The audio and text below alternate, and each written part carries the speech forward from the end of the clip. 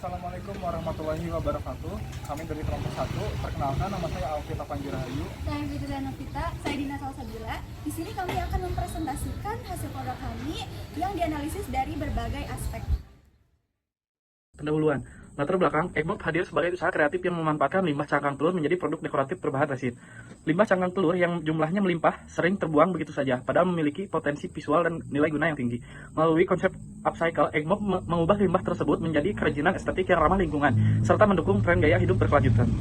Fokus bahasan membahas mengenai kelayakan bisnis Eggmop, apakah layak atau tidak jika dilihat dari beberapa aspek, diantaranya aspek hukum, aspek lingkungan, aspek pasar dan pemasaran, aspek teknis atau operasional, aspek manajemen dan SDM, aspek keuangan, aspek ekonomi, sosial, budaya, dan lingkungan, aspek hijau dalam bisnis, aspek risiko bisnis. Manfaat, studi kelayakan ini membantu pelaku usaha menilai apakah ide Eggmop layak dijalankan, mulai dari kebutuhan modal, potensi keuangan, hingga risiko yang mungkin terjadi. Bagi investor, SKB memberikan gambaran jelas mengenai peluang pasar dan keuntungan yang bisa diperoleh. Bagi masyarakat, usaha ini memberikan dampak positif berupa pengurangan limbah, edukasi lingkungan, dan peluang pemberdayaan ekonomi lokal. Tujuan penyusunan SKB Eggmop adalah memastikan usaha ini dapat berjalan dengan baik dan berkelanjutan. Secara internal, SKB membantu merancang proses produksi, menghitung kebutuhan biaya, dan menyusun strategi operasional. Secara eksternal, SKB menilai peluang pasar, minat konsumen, kondisi persaingan, serta potensi kerja sama dengan berbagai pihak. Analisis ini menjadi dasar bagi pengembangan usaha yang lebih terarah. Lalu ada metode. Metode yang pertama, objek studi. Objek studi adalah usaha Eggmop, yaitu bisnis kerajinan berbahan cangkang telur yang dikaji dari aspek hukum, pasar, teknis, keuangan, manajemen, lingkungan, dan risiko. Lokasi usaha berada di Kabupaten Subang. Yang kedua ada data penelitian. Data yang digunakan berupa data sekunder yang diperoleh dari buku, dokumen, laporan, dan sumber digital pendukung. Yang ketiga ada metode pengumpulan data. Pengumpulan data dilakukan melalui observasi langsung terhadap kondisi usaha dan lingkungan sekitar. Yang terakhir, analisis data. Analisis data menggunakan pendekatan kualitatif untuk memberikan gambaran kelayakan usaha secara menyeluruh. Gambaran umum usaha Eggmop. Pendirian usaha Eggmop merupakan usaha kerajinan ramah lingkungan yang mengolah limbah cangkang telur menjadi produk resin, seperti tatakan gelas, mini storage, dan dekoratif lainnya yang motifnya unik. Usaha ini didirikan pada tanggal 31 Oktober tahun 2025 oleh mahasiswa STI Suta Atmaja Subang dengan konsep yang kreatif, modern, dan berorientasi pada daur ulang. Visi dan misinya. Visi menjadi pelopor kerajinan ramah lingkungan berbasis limbah cangkang telur yang inovatif, estetik, dan berkelanjutan, serta mampu bersaing di pasar lokal hingga nasional. Misinya itu menghasilkan produk kerajinan unik dan berkualitas dengan memanfaatkan limbah cangkang telur sebagai bahan utama. Kedua, itu mengembangkan inovasi desain yang modern dan fungsional agar dapat diterima oleh berbagai kalangan. Pembahasan SKB ide usaha Eggmop. Pada aspek hukum, analisa kesesuaian bisnis dengan hukum. Usaha Eggmop sesuai dengan ketentuan hukum yang berlaku di Indonesia. Produk dibuat dari bahan aman berupa cangkang telur dan resin, serta proses produksi yang mengikuti standar keamanan yang berlaku. Eggmop termasuk kategori UMKM dan tidak melakukan perebutan industri kerajinan. Badan usahanya, UMKM, usaha mikro, kecil, dan menengah. Izin usahanya, Eggmop memiliki perizinan usaha yang diperlukan meliputi IUMK, SIUP, NPWP, SITU, izin RT/RW, SKDU, dan sertifikasi halal. Kesimpulan analisis aspek hukum, Eggmop dinyatakan sesuai hukum karena memenuhi syarat legalitas usaha, mulai dari izin usaha hingga penggunaan bahan yang aman serta proses produksi yang sesuai standar. Legalitas ini menjadi dasar agar produk dapat diterima masyarakat dan dipercaya oleh konsumen.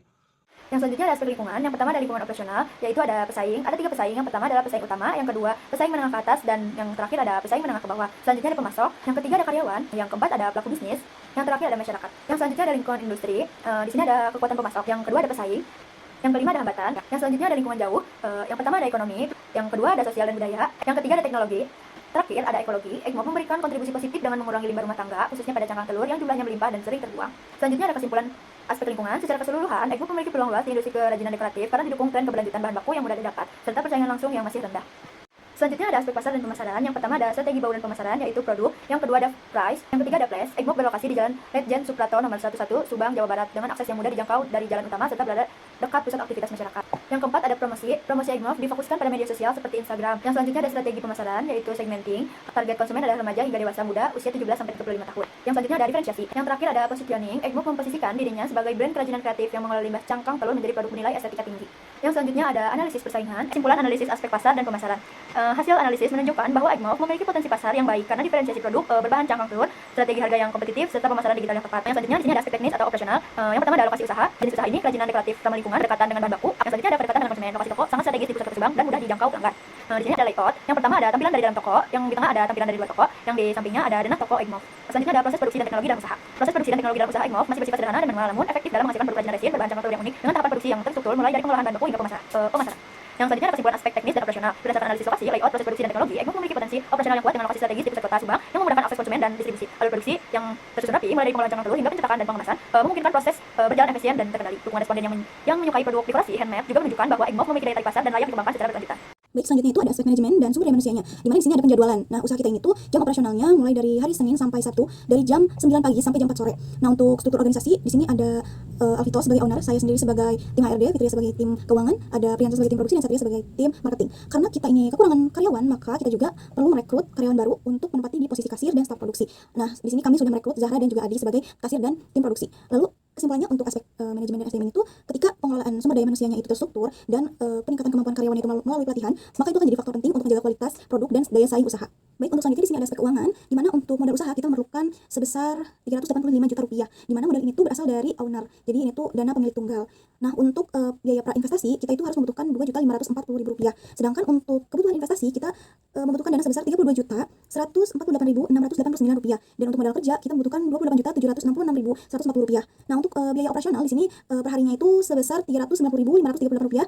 Kemudian untuk satu bulannya itu sebesar 11.716.150 rupiah, dan untuk satu tahunnya itu sebesar 140.593.680 rupiah.